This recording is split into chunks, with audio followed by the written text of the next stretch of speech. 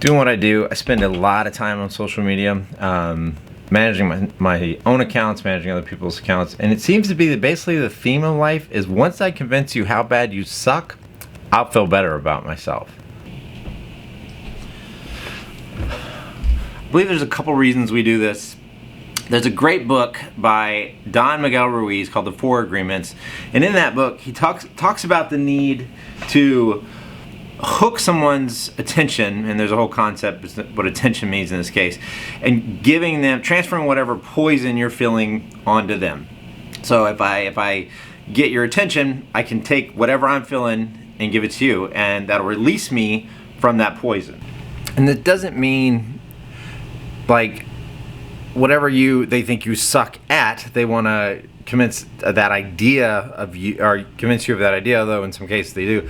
Really what I think it means is that if they're feeling angry or sad or hurt or whatever, like if I can get you to feel that same thing, I won't feel it anymore, or at least I'll replace that feeling with something else. And oftentimes criticizing what you do, criticizing how you do it, or anything about you will hook your attention, and then you'll engage with them, and then they can make you feel the same way they do and release that sense of pain, of sorrow, of sadness, or hatred, or whatever it is.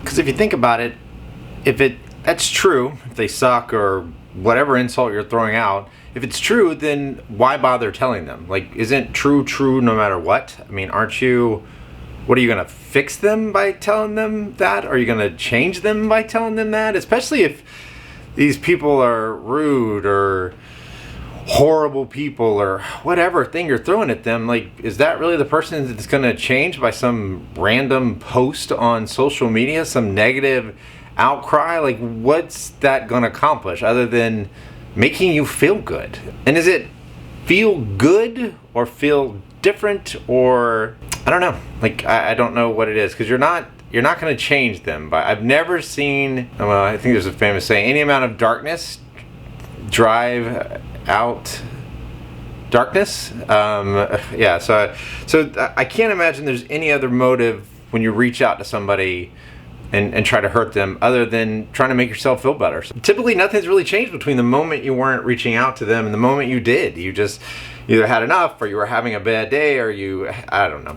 So you're not going to change anyone by, well, reaching out and telling them how bad they suck. So you're just looking for a fight. I don't know. The other reason I believe we do this is I heard this concept in psychology a long time ago. The reason people argue is because in our heads we believe that if you're right, I'm wrong, and vice versa. So they have to reach out on social media to prove to you they're right, or more importantly, I see it oftentimes, they jump on social media, or they bash people, or they talk to other people about it so they can get people on board with how they feel. Because then they can look and say, look, like all these people agree with me, that's why I know I'm right, because I've got a certain number of people that are agreeing with me as well. And I think that's often the case, is when they reach out and don't get your attention and start engaging you and proving their point, or living that lie, or transferring that poison, that's when I see them turn to social media and start bashing people in general and jumping on the bandwagon, because it's that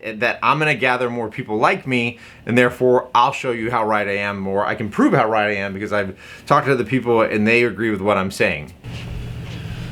So whatever the reason, whatever the occasion, it reminds me of a saying by, I think it was Miss Ford that said it.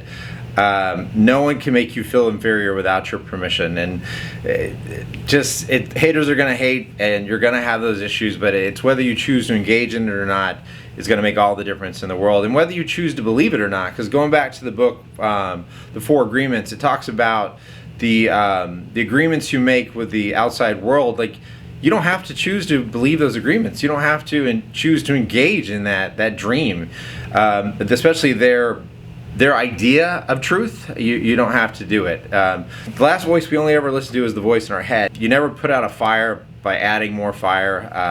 And don't get me wrong, none of this is to say that I'm perfect at this, because the hard truth about all this is it works. Like, when you find someone to engage in and fight with, because we typically feel better for a short period of time. Like, we engage someone and we have it out and we convince them and make them feel bad. Like, for a while, unfortunately, we do feel better. So these concepts, these things, these negative things actually serve a purpose for us. We do feel better when we have a group of people that think like we do. We justify our beliefs, we justify what we're feeling, and we feel better in the end. And then when we feel nasty inside and we find someone and we engage them, and then we've had that moment, like, there is that sense of relief. It's a drug almost, if you will, that suddenly we feel better for it. But I think the difference is those who evolve past that, those who see that truth for what it is, those are the ones that at least make a difference. The other thing with that book, some of the other agreements is, be impeccable with your word, but more importantly, always do your best. And that agreement comes to the fact that you're not going to get it right. You're going to, on both sides of that, sometimes you're going to reach out and you're going to try to hurt someone, and even though in your head, intellectually, that's not the right thing to do, you're going to do it. But hopefully learn from that and do it less. And then the other side too is when someone does it to you, occasionally you're going to engage, and you just got to keep always doing your best. But no matter what, you always have the choice to end the cycle, and certainly have a choice not to believe the things you're hearing. Either way, try to keep it positive. I don't know. Help me find some positive things out there. Hope you have a good day. Hope this helps someone.